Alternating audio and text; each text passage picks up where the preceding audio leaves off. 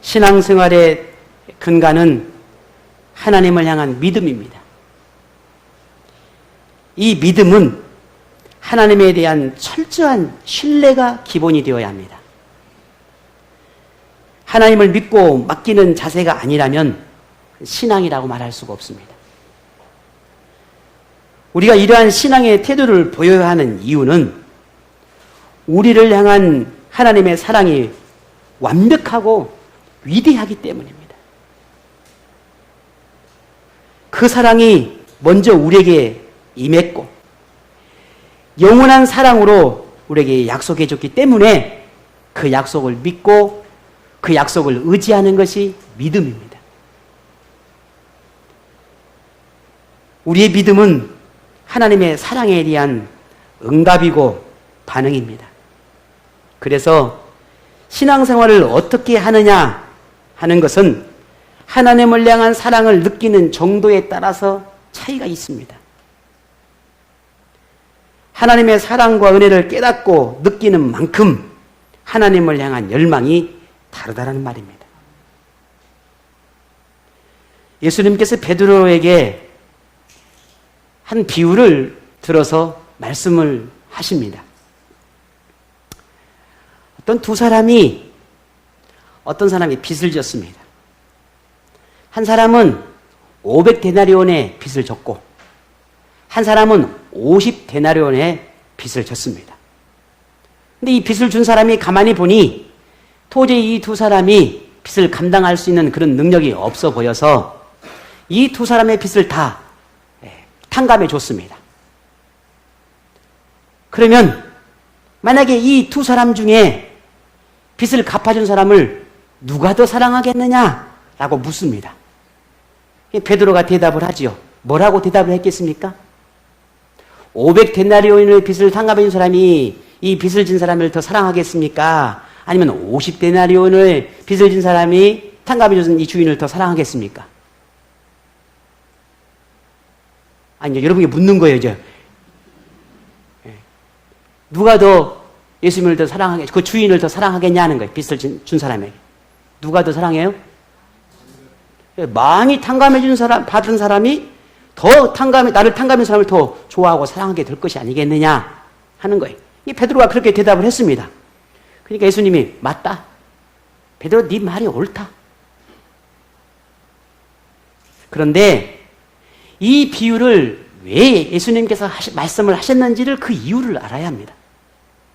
이 비유를 말씀하신 이유는 그 전에 죄를 많이 진 한 여인이 옥합을 가지고 와서 그 옥합을 깨뜨리고 예수님의 발등에 향유를 붓고 눈물을 흘리며 자신의 머리털로 예수님의 발을 씻어 주었습니다. 그 여인의 모습을 본 바리새인과 주변의 사람들이 이 죄 많은 여인을 비난하고 그 여인을 발을 씻는 그 모습을 용납해 주는 예수님을 이해할 수 없듯이 모욕합니다. 이 모습을 본 예수님께서 이 베드로에게 이 비유를 말씀하신 것입니다. 누가 더 예수님을 사랑하겠냐는 거예요. 어떤 사람이 하나님을 사랑하겠냐는 거예요.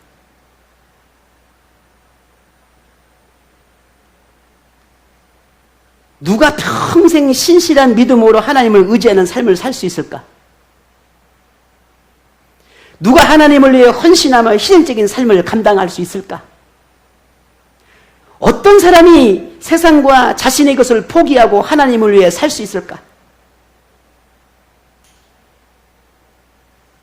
하나님의 사랑을 크게 느끼는 사람입니다. 하나님의 은혜를 귀하게 여기는 사람입니다.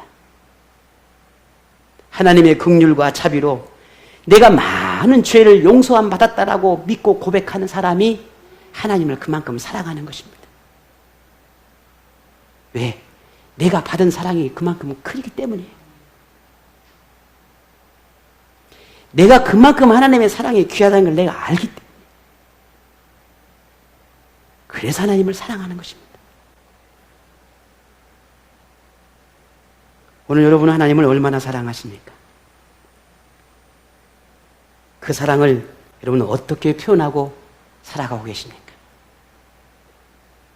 하나님은 말이 아니라 행함을 원하십니다. 결단이 아니라 실천을 원하십니다. 하나님의 사랑이 진실함을 십자가를 통해서 그 사랑을 보여주셨습니다. 내가 너희를 얼마나 사랑하는지 아느냐? 라고 묻습니다. 사람들은 그걸 어떻게 알겠습니까? 하나님은 우리를 사랑한다는 걸 어떻게 합니까? 그렇지. 내가 너희를 얼마나 사랑하는지를 너희는 가늠할 수조차도 없을 거야. 근데 내가 너희를 얼마나 사랑하는지를 내가 너에게 보여줄게. 말이 아니라 내 사랑이 얼마나 정직한지 진실한지 너에게 보여줄게. 그것을 예수님을 죽음의 십자가로 몰아가는 것입니다. 죽게 한 것입니다. 이게 내가 너를 향한 사랑이야. 이것이 너를 그토록 사랑한다라고 하는 이 사랑의 증표야.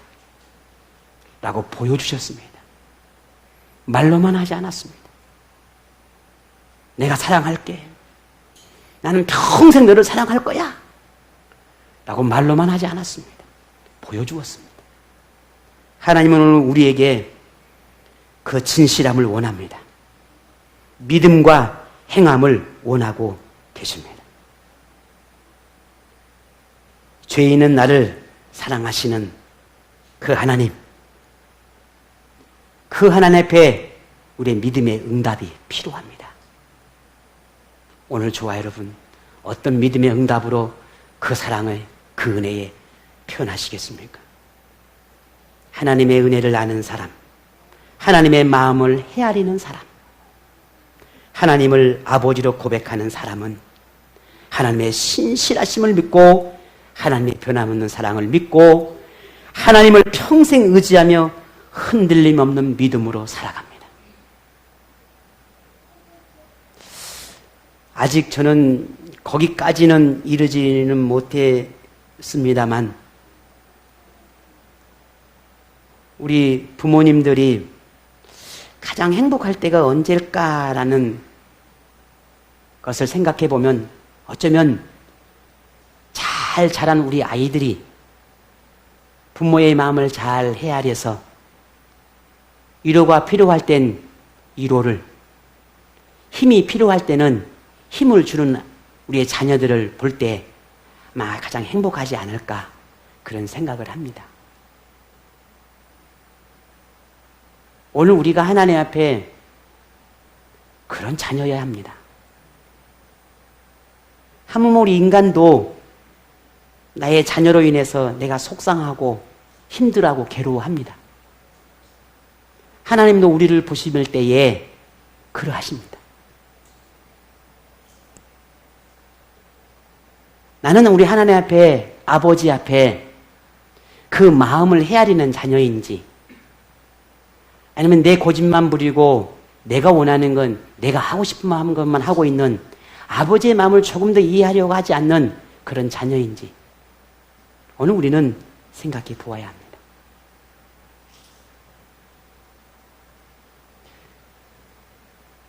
하나님의 은혜를 아는 사람, 정말 하나님의 마음을 헤아리는 사람, 하나님을 아버지로 고백하는 사람은 그렇게 하나님의 변함없는 믿음을 믿고 그렇게 하나님을 평생 의지하며 흔들리지 않는다라고 했습니다. 흔들릴 수가 없습니다. 이러한 신앙생활이 편안함 중에서는 누구나 할 수 있습니다. 아무런 문제가 없을 때는 누구나 가능합니다. 다 할 수 있습니다. 하지만 진짜 믿음은 시련을 만났을 때, 절망 중에서, 시험이 찾아왔을 때, 아픔과 고통이 삶을 짓누를 때, 그때 드러납니다. 진짜 믿음은 길을 잃었다고 생각될 때, 힘겨운 영적 싸움을 싸워야 할 때, 상황과 환경이 하나님과 멀어지게 만들 때, 아무리 눈을 크게 뜨고 바라봐도 분별력이 일어나지 않을 때, 그때 진짜 믿음이 드러납니다. 사람들은, 수많은 사람들이 모함하고 악의적으로 모욕을 해댑니다. 심지어 사랑하는 아들마저도 그런 사람들과 동조하며 아버지를 위협하고 저주합니다. 뿐만 아니라 하나님을 의지하는 신앙을 조롱하며 하나님이 없으니 하나님을 저주하고 떠나라 라고 비아냥거립니다. 만일 여러분에게 이처럼 믿고 의지하는 사람, 사랑하는 사람으로부터 배반과 배신을 당하고 하나님마저 조롱받는 그런 일을 만났다면 여러분 어떻게 하시겠습니까? 하나님은 침묵하고 계신 듯하고 상황은 점점 더 나아지는 것 같지 않게 보이고 언제 끝날지 모르는 어두운 상황에서 여러분은 어떤 선택을 하시겠습니까?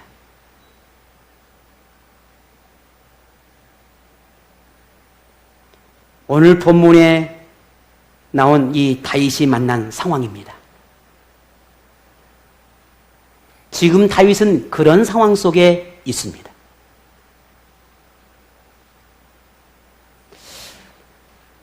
다윗의 심정이 여러분 어땠을 거라고 생각을 합니까? 모르는 사람 혹은 충성스러운 자신의 충직한 종들이 그렇게 믿고 의지했던 사람들이 배신하는 거? 뭐 그럴 수 있습니다. 뭐 남이니까.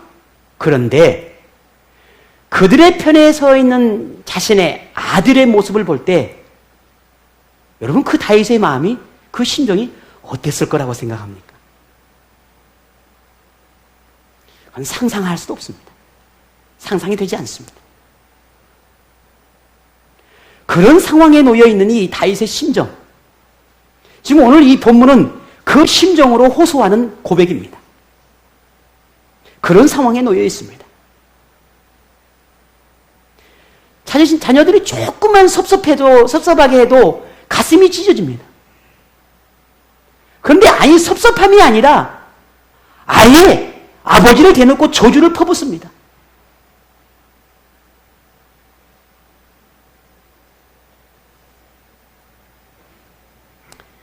평생 하나님을 의지하며 믿음으로 살았습니다. 그런데 정작 급박한 상황에서 하나님은 아무 일도 행하지 않고 계십니다. 지난날 그토록 능력을 행하시고 도우셨던 하나님이 정작 고통 속에서 신음하고 있음에도 가만히 계신 듯합니다. 당장이라도 하나님께서 간섭하지 않으면 생명을 잃을 수도 있는 그런 절체절명의 순간임에도 불구하고 하나님은 침묵하고 계십니다. 이러한 때 다윗은 어떤 선택을 했을까?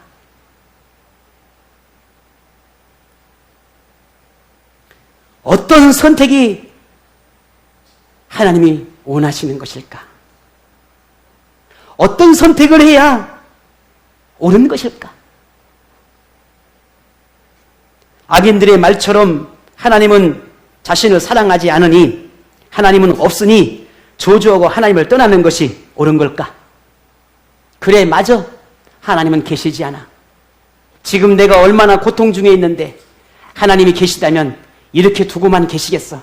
그래, 저들의 말이 옳아. 하나님은 계시지 않는 거야. 아니라면 하나님도 침묵하고 계시니, 하나님도 아무런 일을 하고 계시지 않으니 나 역시도 잠깐 하나님을 떠나서 악인들의 힘이 거세고 그들이 득세하고 있으니 이 강하고 위협적인 이 순간을 잠깐 그들과 타협하고 그리고 이 위기를 벗어나는 게 옳은 것일까? 하나님은 이해해 주실 거야. 하나님은 내 마음을 다 알 거야. 내가 저들과 타협한다 한들 잠시 이 순간을 모면하고 위기를 벗어나기 위해서 행하는 것을 하나님은 이해해 주실 거야. 그게 옳은 선택일까? 아니면 어떻게 해야 될까? 다윗의 선택은 어떤 선택을 했을까요? 오늘 본문을 보면 참 놀랍습니다. 지난 모든 시편의 말씀 속에 다윗의 고백이 그리하듯이 오늘도 여전히 변함이 없습니다. 다윗의 선택은 그냥 예측 가능합니다. 왜? 다른 길을 선택하지 않으니까. 오늘 다윗의 모습도 선택도 한결같습니다. 상황이나 환경이 그의 마음을 빼앗지를 못했다는 겁니다. 사랑하는 사람의 배반과 친구들의 배신과 악인들의 강함에도 하나님을 신뢰하는 믿음이 흔들리지 않았습니다. 오늘 본문 9절에 주의 얼굴을 내게 숨기지 마시고 주의 종을 노하여 버리지 마시고 주는 나의 도움이 되셨나이다. 주의 도움이 나의 도움이 되셨으니 나의 구원의 하나님이시니 나를 버리지 마시고 나를 떠나지 마소서. 놀라운 고백입니다. 다윗의 이 기도 속에서는 하나님을 향한 신뢰와 아주 깊은 사랑이 담겨 있다는 것을 느낄 수 있습니다. 저는 이 다윗의 기도를 잠시 묵상해 보았습니다. 어떤 마음으로 이 다윗은 이렇게 하나님 앞에 호소하고 있는 걸까? 하나님은 그 말씀 속에 이렇게 고백되어집니다. 하나님, 사랑하는 사람으로부터 버림을 받았습니다. 믿었던 사람들도 다 떠났습니다. 사람들은 나를 향해 욕하고 저주하며 조롱합니다. 하나님을 믿고 의지하는 게 뭘 그리 대단한 것이냐? 하나님의 말씀을 따르는 것이 그게 옳은 것이냐? 그렇게 사람들은 나를 조롱합니다. 하나님의 법을 따르고 하나님을 의지하고 살아가는 것이 그게 그게 대단한 것이라고. 그렇게 사람들은 조롱해 됩니다. 그렇게 욕합니다. 그렇게 비난합니다. 하나님, 그러므로 저에게는 오직 하나님만이 저의 소망입니다. 제게 유일한 소망입니다. 하나님은 저를 버리지 않음을 믿습니다. 하나님은 과거에도 현재에도 제가 의지하는 유일한 분이었습니다. 평생 나의 도움이 되어주셨고 구원자가 되어주셨으니 지금도 불변하신 하나님의 힘을 저는 확신합니다. 하나님, 저의 곁에 있어 주십시오. 하나님, 저를 떠나지 말아 주십시오. 하나님, 저를 붙들어 주십시오. 이게 다윗의 기도였습니다.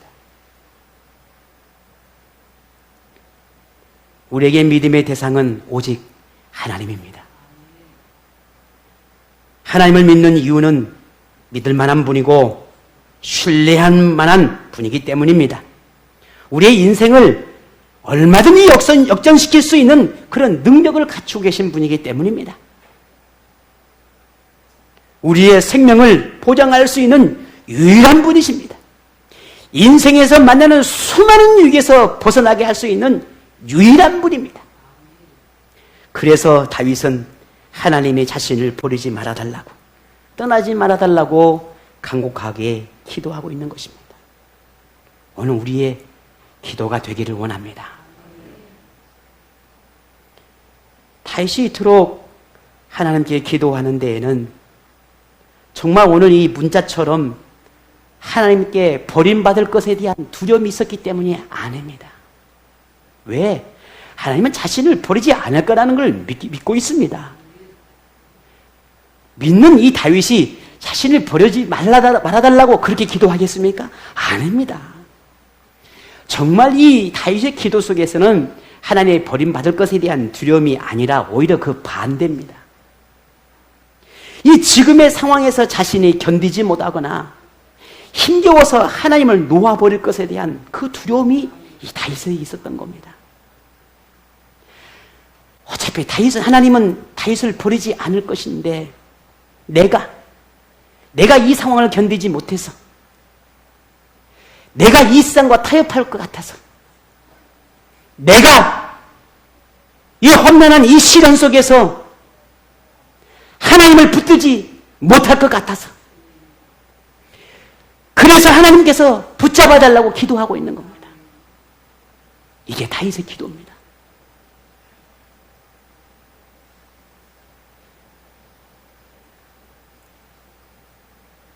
하나님의 붙드심이 없으면 이길 수 없고 견딜 수 없습니다.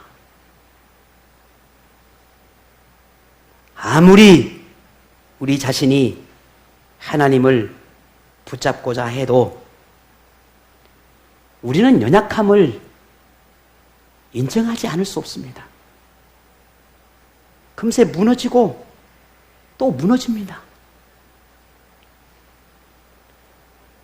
그런 오늘 우리의 연약함을 인정하고 내가 그런 존재임을 안다면 우리가 할 수 있는 것은 하나님께서 나를 붙잡아 주시기를 간곡하게 기도하는 것입니다. 이 기도가 없이는 우리는 지금도 무너지고 또 무너지고 또 무너집니다. 결국 우리는 하나님을 떠날 수도 있습니다. 하나님을 멀리할 수도 있습니다. 그게 오늘 우리입니다. 그런 다윗은 그래서 우리가 그토록 유명한 하나님은 나의 선한 목자이시니 라고 고백한 이유가 거기에 있었습니다. 오늘 다윗이 본문으로 고백합니다. 11절 보십시다. 여호와여 주의 도를 내게 가르치시고 내 원수를 생각하셔서 평탄한 길로 나를 인도해 주소서. 하나님 나를 인도해 주소서 고백하고 있습니다. 지금 우리는 하나님의 인도가 절실히 필요합니다. 하나님의 인도함 받기를 우리는 갈망해야 합니다. 지금 교회와 그리스도인이 갑작스럽게 만난 이 폭풍으로 인해서 길을 잃어버리고 방황하고 있습니다. 허둥대며 점점 더 깊이 수렁으로 들어가고 있습니다. 세상의 힘은 더 거세지고 있는 반면 그리스도인들은 더 깊숙이 숨고 있습니다. 세상을 두려워하며 세상의 목소리에 잔뜩 웅크리고 숨을 죽이고 있습니다. 뱀같이 지혜롭고 비둘기같이 순결하라고 하는 예수님의 교훈의 말씀이 무색하리만큼 지혜도 거룩함도 잃어버렸습니다.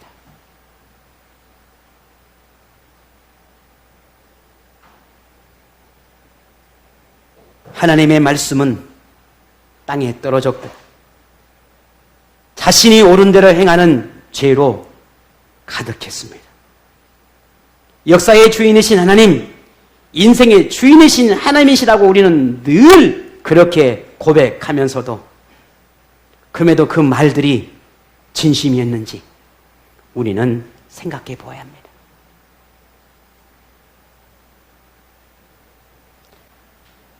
이런저런 말씀을 묵상하며 말씀을 준비하는 가운데 제가 어제 제 아내고 그런저런 이야기를 나누었습니다. 오늘 나눈 이야기입니다. 하나님이 역사의 주인한 걸 당신은 믿느냐? 우리 인생의 주관자라는 건 당신은 믿느냐? 믿지 못해서가 묻는 게 아니라 우리 지도자가 하나님의 말씀을 붙잡고 말씀을 선포해야 할 하나님의 리더자가 이걸 뿌리채 흔들려 버리면 더 이상 교회는 희망이 없습니다. 한국교회는 희망이 없습니다. 인간의 생사화복을 주장하신 분이 하나님이라고 하는 이 사실들을 진짜 믿지 않으면 희망은 없습니다. 하나님은 결코 자기 백성을 버리지 않으며 책임지신다라고 하는 주님의 이 언약의 말씀을 우리는 믿어야 합니다. 하나님을 향한 신뢰도 믿음도 잃어버리면 더 이상 희망은 없습니다. 이 작은 시험에도 우리가 이렇게 속수무책으로 무너지고 있습니다. 그렇다면 앞으로 우리가 다가올 어떤 시험, 어떤 시련을 우리가 만날지 모르는데 지금 이 시련 속에서 우리가 무너지고 이렇게 주저앉아 있다면 우리가 다가올 시험은 도대체 어떻게 할 수 있을까요? 점점 교회가 비어가고 있습니다. 고맙습니다. 정말 저는 그 어떤 것보다 여러분에게 너무너무 고맙고 어쩌면 참 자랑스럽기까지 한 마음 중에 하나는 이 코로나로 인해서 참 어렵고 힘든 것을 호소하고 정말 그렇게 말합니다. 그런데 너무너무 감사하고 고마운 것은 그럼에도 불구하고 하나님의 예배를 지키려고 하는 여러분의 모습이나 그래도 그 속에 순종해 가는 여러분의 모습을 볼 때 정말 진심으로 참 고맙습니다. 너무너무 고맙습니다. 최근에 대형교회들이 대도시를 중심으로 이루어진 대형교회가 약 180여 교회가 넘는 교회가 경매 사이트에 올라왔습니다. 놀라지도 않아요. 교회가 순식간에 무너지고 있습니다.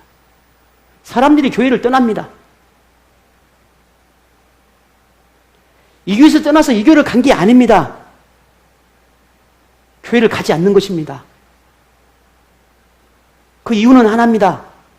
코로나 때문입니다. 다른 이유가 있는 게 아니에요. 교회를 가지 않습니다. 그래서 대형교회들이 180여 교회가 무너져 버렸습니다.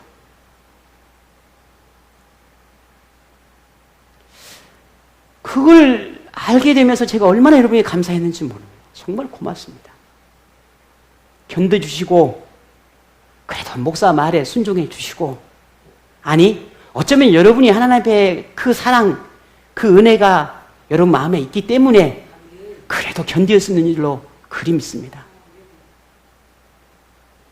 사람의 소리와 세상의 소리가 교회를 향한 비난의 소리가 쏟아지고 있음에도 불구하고 그래도 하나님을 예배하고자 성전을 찾는 오늘 여러분이 있기에 참 제 목회가 감사합니다.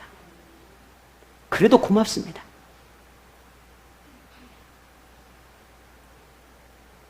최근에 제 친구 한 집사님이 전화가 왔습니다. 아이고 친구 목사님 요즘 세상이 어수선한데 목회 많이 힘드시지요? 아이고 고맙다고. 그럼 서울은 어떠냐고. 경기도에 있습니다. 반쪽에 나버렸습니다. 회계를 맡고 있는 집사님이신데 교회가 반쪽에 나버렸어요. 저는 그분의 말에 참 용기를 얻은 것 중에 하나가 그래도 믿음 있는 사람은 남겠지요.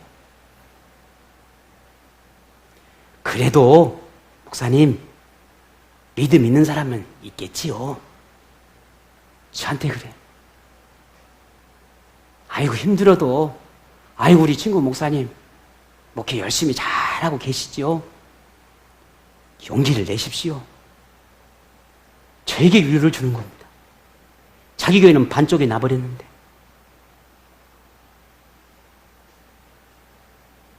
제 친구 목사님은 몇 명 되지도 않는 교회이지만 2명 있습니다. 2명 남았습니다. 다 가버렸습니다. 이유는 하나입니다. 코로나 때문입니다.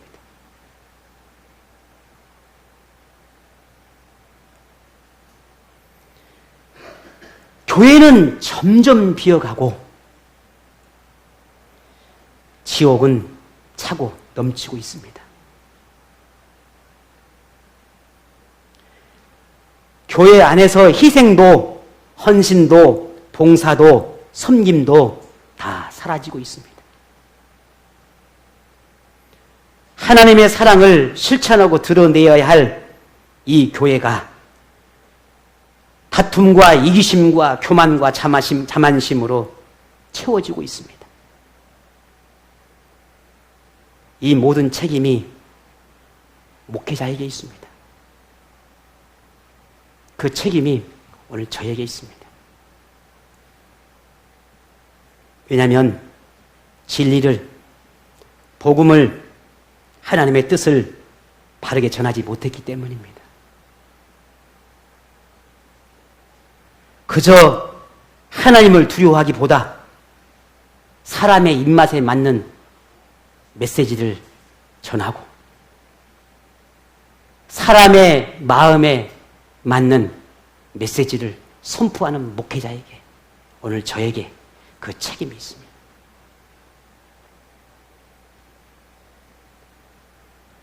하나님을 두려워해야 할 목회자가 사람을 두려워하고, 하나님을 두려워해야 할 성도들이 세상을 두려워하고, 그래서 교회가 지금 이렇게 비어가고 있습니다. 하나님을 만나도록 가르쳐야 할 목회자가 그저 교회 자리 채우는 것에 만족하고, 그저 교회 다리 한 발 내놓는 것에 그거에 만족했던, 그게 오늘 우리 목사들이었습니다. 제가 오늘 어제 제 아내에게 그랬습니다. 정신 똑바로 차려라. 우리 청소년들이 하나님 만나야 됩니다. 그저 와서 앉아서 예배 드리는 것으로 이 아이들이 평생 그렇게 하나님을 섬기며 살아갈 거라고 착각하지 마라. 저들의 영혼 속에 예수가 없다면, 저들의 심령 가운데 예수가 없다면 그들은 주님을 떠난다. 정신 똑바로 차려라. 우리가 분별력을 잃어버리면, 지도자들이 이 시대를 바르게 보지 못하면 교회는 무너진다.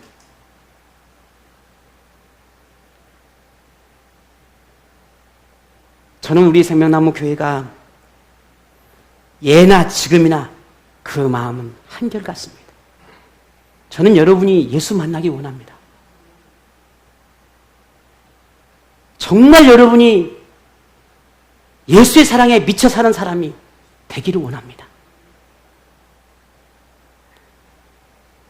평생 하나님만을 알고 하나님만을 섬기며 내게 허락된 내 인생을 정말 멋지게 살아가는 그런 하나님의 자녀이기를 원합니다. 그래서 여러분에게 조금 아프고 여러분이 조금 불편해도 제가 포기할 수 없는 것이 그 마음 때문입니다. 이러한 시대에 우리가 승리할 수 있는 비결은 하나님의 말씀을 다시 우리의 삶 속으로 가져오는 것입니다. 그냥 목사가 선포하는, 그냥 잔소리하는, 설교하는 그런 메시지가 아니라 그 말씀이 나의 가슴을 새겨내고 내 죄를 도려내고 내 어둠을 물러내고 내 가슴을 치고 그렇게 하나님의 말씀을 내 삶 가운데 가져오는 것입니다. 그래야 우리가 살 수 있습니다. 그래야 이 시대를 이겨낼 수 있습니다.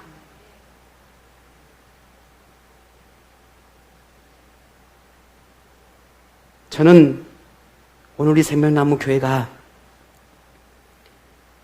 오늘만큼이라도, 이 시간만큼이라도 정직한 예배자가 되었으면 좋겠습니다. 하나님 앞에 내 죄를 토해내고 내 부족함을 토해내고 하나님의 자비하심을 구하는 예배가 되기를 원합니다. 내 마음에 있는 모든 어둠들, 미움들, 증오들, 원수 맺음들, 하나님 앞에 불신과 의심과 이 모든 것들을 토해내고 진실한 하나님 앞에 예배자가 되기를 원합니다. 그 속에 하나님 만납니다.